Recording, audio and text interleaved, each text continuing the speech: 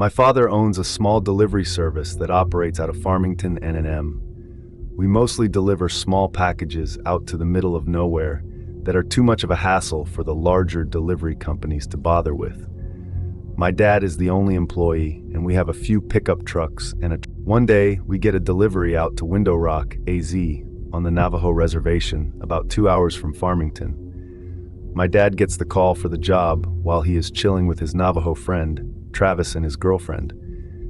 Travis mentions how he's got family in Window Rock that he hasn't seen in ages and suggests they go with him. I was about 6 or 7 at the time, and it was the summertime. So Dad decides we'll go down together. He can do his delivery really quick. Then while Travis sees his family, we can go check out the Window Rock. Big rock face with a large hole in it that goes to the other side. Pretty cool. We had to convoy in separate trucks since my dad's was loaded down with freight. We decided to bring along some talkie-talkies so we could communicate with one another. We spend our time in Window Rock. Everything is generally uneventful, and we start heading home along the old highway with my dad and I in front, and Travis and his girlfriend in their truck behind us. I honestly don't remember most of the Window Rock trip, but this next part I can never forget. We're somewhere on the highway between Window Rock and Gallup, NM. It had just rained earlier in the day and the road was kind of slick, so we were taking it pretty slow.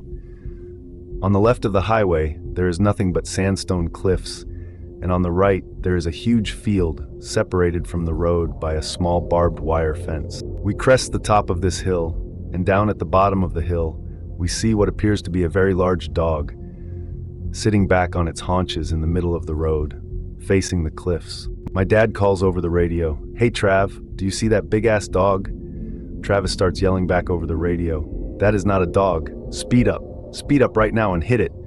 He sounds almost hysterical. He just keeps screaming, "Hit it! GG, you have to hit it! Please, hit that fucking thing right now!"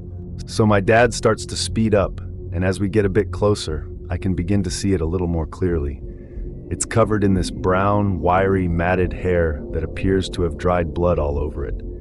It's still facing the cliffs, but the moment our headlights hit it, it turns and looks at us, and it has a face. I don't know how else to describe it other than a mix between a bear's and a human's face. It looks twisted and distorted and almost in pain. As we get closer to this thing, we start to realize it's actually fucking huge. Though it was still sitting on its haunches, it is about shoulder height with the hood of the truck. We get literally inches from hitting it when it lets out this scream that sounds like someone screaming as their lungs were filling with water, and it leaps backwards towards the field, landing just on our side of the barbed wire fence. Then, with another leap, it was gone from sight. Travis comes over the radio again. "Holy shit! Keep driving.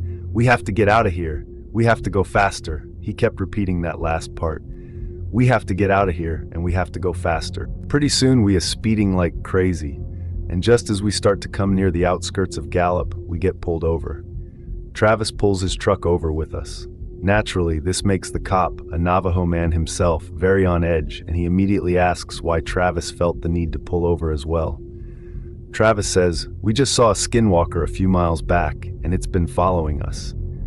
The officer immediately turns white, stammers something about a verbal warning, gets in his car, and takes off. We do the same. We didn't see anything else that night, but when we got home, Travis refused to let us leave without taking some kind of Navajo totem thing that was supposed to keep it away. If you also have stories, comment down. I give you my email or Insta ID for sharing. Your stories will be shared here. If you like this story, please subscribe to this channel.